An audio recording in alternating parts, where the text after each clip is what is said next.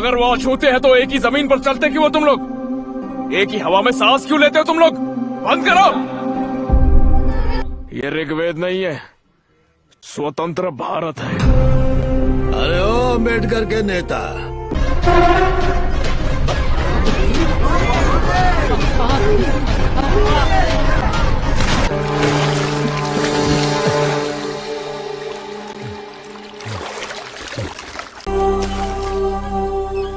अब ये कुआं अछूत हो गया। इन लोगों का ही है, जिसको पानी चाहिए ले सकता है, वरना धर्म का नंगा नाच करे। वो लड़की हम मनुष्य हैं, कोई हमारा मालिक नहीं, भगवान भी नहीं।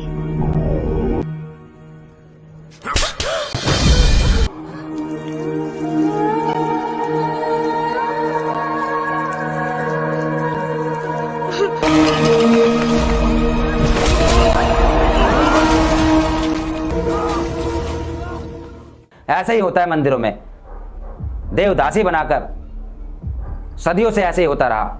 यदि हम राम रहीम की बात करें, वह जेल से आ गया, उसके आश्रम में भी यही होता था, गुफाओं में यही होता था, और आशाराम की यदि हम बात करें उसमें भी यही होता था। जितने भी ये गुफाएं हैं, जितने भी आश्रम हैं, सभी में यही होता है। पाखंड के नाम पर महिलाओं को देवदासी बनाकर इस तरह के घिनौने काम किए जाते हैं, और समाज के अंदर जो धर्म की आड़ में यह होता है, इन्हें बोलते कि परंपरागत है। ऐसे ही चलता आ रहा है, और अपनी बेटियों को, अपनी महिलाओं को सब उन आश्रमों में, उन गुफाओं में भेजाते हैं, छोड़ाते हैं कि जाओ सेवा करो इन गुरुओं की, इन भगवानों की। इनको भगवान कहा जाता है, जो कि पर्दे के पीछे ऐसे कर्मकांड करते हैं, ऐसा गलत काम करते हैं, जो इस फिल्म के अंदर दिखाया गया। ऐसा एक सीरियल आ रहा है जिसका नाम है आश्रम, बॉबी देओल जिसके अंदर स्वामी की भूमिका निभा रहे हैं। उसके अंदर भी ऐसे ही खेल का पर्दाफाश होता है, और ऐसा इस फिल्म के अंदर किया गया। यानी कि फिल्म के अंदर दिखाया गया कि जो वेश्या थी, जिसको देवदासी का रूप दिया गया, और एक तरफ उनको वेश्या कहा गया यानी गंदगी कहा गया, और दूसरी तरफ उनको देवदासी कहा गया यानी कि भगवान की पत्नी कहा गया, और समाज से उनको दरकिनार किया गया। यानी कि बाहर की दुनिया से उन्हें कोई लेना देना नहीं, केवल अंदर ही रहेंगी और भगवान की सेवा करेंगी। भगवान की सेवा तो एक कह सकते हैं कि दिखाने के लिए है, बाकी अंदर तो वह महंतों की सेवा करती है। हमारी दुकान कैसे बंद करनी है, ये श्याम सिंह रॉय बहुत अच्छे से जानता है। जय भीम, मैं उमेश करुणा और आप देख रहे बहुजन हलचल। एक फिल्म काफ़ी सुर्खियों में है, जो कि तमिल फिल्म है, और नाम है उसका श्याम सिंह रॉय। फिल्म के अंदर मनुवादियों की धज्जियां उड़ाई गई, पाखंडवाद को तार तार किया गया। यानी हम बात कही थी कि जो मंदिरों के अंदर आस्था की आड़ में गलत कार्य किए जाते हैं, उनका पर्दाफाश किया गया। उन महंतों को सबक सिखाया गया जो कि मंदिरों के अंदर देवदासी प्रथा को अंजाम देते हैं, यानी महिलाओं को, कन्याओं को बेइज्जत करते हैं, उनकी इज्जत के साथ खिलवाड़ करते हैं, गलत काम करते हैं उनके साथ। ऐसा इस फिल्म के अंदर दिखाया गया, और कैसे उन महंतों को सबक सिखाया जाता है, कैसे उनका साम्राज्य विनाश किया जाता है, वह भी इस फिल्म के अंदर दिखाया गया। जैसे फिल्म स्टार्ट होती है, हम फिल्म की यदि बात करें, रिव्यू उसका आपको दिखाए, फिल्म जैसे ही स्टार्ट होती है तो फिल्म के अंदर नानी जो इसका मुख्य किरदार है, उसको फिल्म बनाने का शौक होता है। फिल्म बनाने का शौक होता है, और उसके पास इतना बजट नहीं होता, वह एक टपोरी किस्म का दिखाया गया है। वह निकल जाता कि कोई उसको फीमेल एक्ट्रेस मिल जाए। एक लड़की के ऊपर नज़र पड़ती है, वह इसके अंदर सुटेबल बैठती है, उनको लगता है कि यह हमारी फिल्म के अंदर अभिनेत्री भूमिका अच्छा कर सकती है, और वह उसको पूछते हैं कि फिल्म के अंदर काम करे, ऐसे कुछ प्रस्ताव देते हैं, लेकिन वह मना कर देती है। उसके घर पहुंच जाते हैं, और उसको कैसे न कैसे करके उसके पिता से उससे मना ही लेते हैं। शॉर्ट मूवी बना लेते हैं, बनाने के बाद डायरेक्टर प्रोड्यूसरों के पास जाते हैं, और फिल्म के ऊपर कॉपीराइट का केस दर्ज हो जाता है कि स्क्रिप्ट कहीं से आपने कॉपी किया है, बंगाली कोई किताब छपी हुई है और उसकी ये स्टोरी है। तो नानी है, उसका नाम इस फिल्म के अंदर है, पहले किरदार में वासुदेव। तो वासुदेव चकित हो जाता है, काफ़ी परेशान हो जाता है कि फिल्म कॉपीराइट कैसे हो गई। ये स्टोरी तो मेरी अपनी निजी है। इसके अंदर फिर दिखाया गया है पूर्ण जन्म का कुछ अटपटा हिसाब, लेकिन जब फिल्म ने मैसेज देना चाहा कर्मकांड पाखंडवाद की पोल खोलनी चाहिए, वह इसके अंदर बहुत ही ढंग से दिखाई गई। यानी हम बात करें कि मनोरंजन के तरीके से फिल्म बहुत अच्छी है, लेकिन स्क्रिप्ट के तरीके से भी बहुत अच्छी है, क्योंकि फिल्म के अंदर जो पूर्ण जन्म का इसके अंदर दिखाया गया ये काल्पनिक है, लेकिन जो इसके अंदर पाखंडवाद कर्मकांड की पोल खोली गई, महंतों को सबक सिखाया गया, वह सत्य है जो कि होता भी है।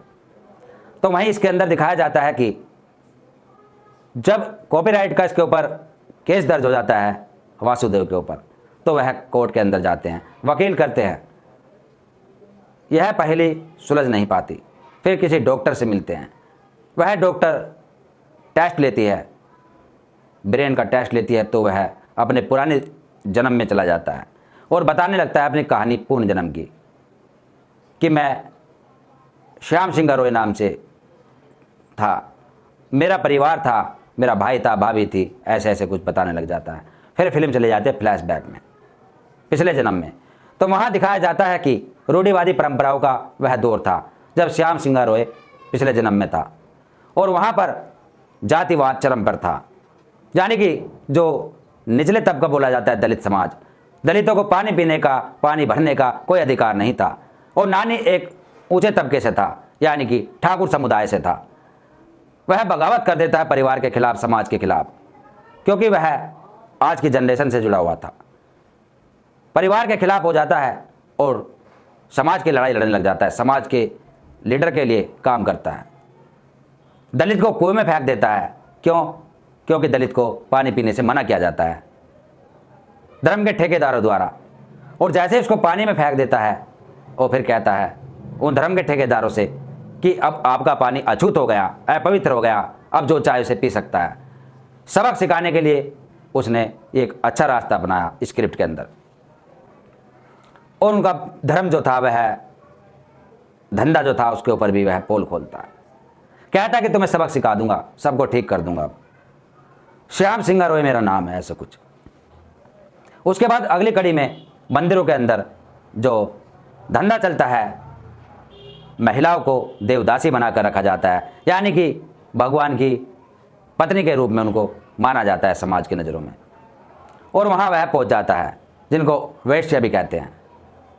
पहुँचने के बाद एक लड़की से उसको लगाव हो जाता है, और वहाँ अंदर की बातें वह जानने लगता है कि यहाँ पर इन्हों के साथ गलत काम किया जाता है, देवदासी बनाकर। धीरे धीरे उससे मुलाकात हो जाती है और बाहर उसका मिलना जुलना हो जाता है। जो कैद होती है, चार दीवारी के अंदर कैद होती है, उनको वह बाहर की दुनिया दिखाने का सपना दिखाता है। जो पल्लवी है, पल्लवी जो किरदार निभा रही है, मुख्य अभिनेत्री बनी हुई है, मोहब्बत हो जाती है, और जैसे ही मिलना जुलना लगा रहता है, समय देता है कि आप रात को इस समय फला जगह मिलोगी, और पल्लवी जो इसमें अभिनेत्री है वह नहीं पहुंच पाती। श्याम सिंह अरोड़ा उसके मंदिर के अंदर ही पहुंच जाता है, प्रवेश कर लेता है, और वहां जाकर पूछता है कि तुम्हारे साथ क्या हुआ, क्योंकि उसकी हालत बहुत गंभीर थी, प्रताड़ित किया गया था उसको। और उसकी सहेलियां जो अन्य देवीदासियां थी, वह सारी कहानी बताती हैं कि ऐसे ऐसे इसके साथ हुआ था। एक नाबालिग बच्ची, एक कन्या जिसको महंत ले जाना चाह रहा था, जिसके साथ दुराचार करना चाह रहा था, पल्लवी ने इसका विरोध किया और उसने इसके साथ ऐसा अंजाम किया। यानी कि इसके साथ मार पिटाई करने के बाद उसके ऊपर पेशाब तक किया गया, और उसके बाद श्याम सिंह अरोड़ा बगावत पर उतर जाता है। महंत की जो पाप की नगरी होती है, पाप का वो सारा साम्राज्य होता है, उसको नष्ट कर देता है, मार काट मचा देता है, और उस महंत को आखिर में आकर आग के हवाले कर देता है, और महिलाओं को कहता है कि अब कोई बंदिश नहीं है, सब आज़ाद है, और बड़ी बड़ी बातें करता है। श्याम सिंह अरोड़ा सबक सिखा देता है उस महंत को, इन पाखंडवादियों को। पाखंडवाद का खुलासा हो जाता है, और उसके बाद वहाँ से नाव द्वारा, ट्रेन द्वारा बाहर चला जाता है, और वहाँ पर एक अपनी नई दुनिया बसा लेता है। प्रेस में काम करने लग जाता है, क्योंकि उसको लिखने का शौक़ होता है। बड़े बड़े आर्टिकल लिखता है, बड़ी बड़ी खबरें लिखता है, और काफ़ी तेज़ी से उसकी वह छपने लग जाती है। प्रेस का मालिक भी काफ़ी खुश हो जाता है, क्योंकि उसका जो बिजनेस था वह काफ़ी आगे बढ़ जाता है, ट्रस्ट भी बना लेता है और बहुत सारे आंदोलन करता है, प्रदर्शन करता है, आगे बढ़ने लग जाता है। और आखिर में क्या होता है कि जहाँ से वह आता है, वो जिस समाज से आता है, वह निमंत्रण देते हैं, बुलाया जाता है। और जैसे ही वहाँ जाता है वह अपने घर, पुराने घर जहाँ से आया था, वहाँ पर उसको उसके भाई मौत के घाट उतार देते हैं। कहते हैं कि तेरी वजह से समाज में हमारा अपमान हुआ, समाज में हम मुँह दिखाने लायक नहीं रहे, क्योंकि तूने जो महंत को मारा था, तूने जो यहाँ पर एक धर्म के खिलाफ आवाज़ उठाई थी, उसका तुझे हमें मार कर ही पीछा छूटेगा। तुझे हम मार रहे हैं इसलिए क्योंकि हम पर कलंक लग गया, और तुझे मारने के बाद हमारा कलंक खत्म हो जाएगा। ऐसा उसका भाई कहता है, उसको मौत के घाट उतार देता है। और जो निमंत्रण लेकर जाता है उसका एक दोस्त, उसका परिचित, वह मार्केट में कोई सामान लेने चला जाता है खाना पीने के लिए। जैसे ही वह आता है, श्याम सिंह रोय को मरा देखकर काफ़ी रोता है, काफ़ी उदास होता है, काफ़ी रोता है कि मुझे नहीं पता था कि तेरे भाई तुझे मारने के लिए यहाँ बुला रहे हैं। ऐसा कुछ इसके अंदर दिखाया गया। आखिर में आकर पता चलता है कि जो कॉपीराइट का केस था वह वही श्याम सिंह रॉय की कहानी थी, जो उसने वासुदेव बनकर एक अगले जन्म में लिखी थी। और आखिर में आकर जब सारे सबूत मिल जाते हैं, और एक उसका जो मित्र था जो निमंत्रण लेकर गया था पिछले जन्म में जब वो मरा था, वह आता है और सारे सबूत पेश करता है, सब चीज़ें दिखाता है, उसकी पुरानी एडिटिंग भी दिखाता है कि ये सब यही लिखता था, और जो वासुदेव है वही श्याम सिंह रॉय है। ऐसा कुछ करके फिल्म के अंदर जो है दिखाया गया। और वह उसकी पत्नी जो पिछले जन्म में थी वह भी जीवित दिखाई गई। लास्ट में वह बुढ़िया होती है और वह जवान होता है, मिल जाते हैं और फिल्म का एंड हो जाता है। तो इस फिल्म से हमने यह बताया आपको कि पाखंडवाद की किस तरह से कमर तोड़ी गई, पाखंडवाद को किस तरह से इसमें दिखाया गया। फिल्म तो काल्पनिक है, लेकिन जो पाखंडवाद की इसके अंदर कहानी रची गई वह सब सत्य है।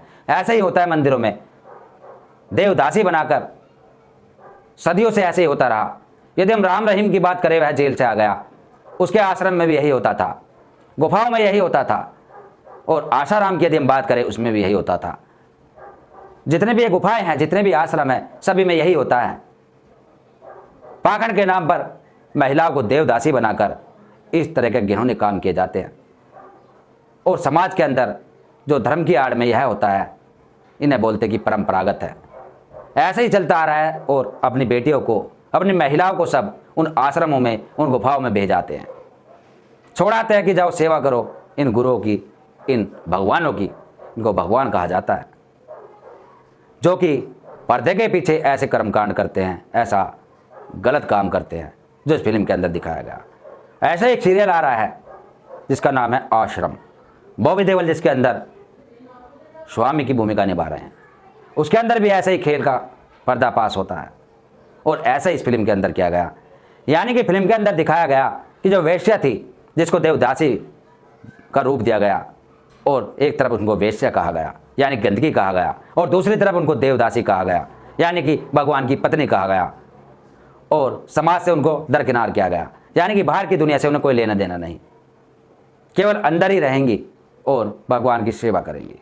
भगवान की सेवा तो एक कह सकते हैं कि दिखाने के लिए है, बाकी अंदर तो वह महंतों की सेवा करती है, महंतों का शिकार होती है, महंतों के जो दुष्कर्म है उसका शिकार होती है। यह इसके अंदर दिखाया गया। हमने आपको शॉर्ट में फिल्म की स्टोरी बताई, लेकिन फिल्म काफ़ी अच्छी लगी। आप देखने के बाद कमेंट्स बॉक्स में लिखना कि फिल्म कैसी है। फिर मिलेंगे अगली खबर के साथ। मैं उमेश करुणा। जय भीम, धन्यवाद। अगर आप चाहते हैं गरीब हर वंचित इंसान की आवाज आप तक पहुंचे, तो हमारे चैनल को सब्सक्राइब करें और बेल आइकन का बटन दबाना ना भूलें। देखते रहिए भोजन न्यूज।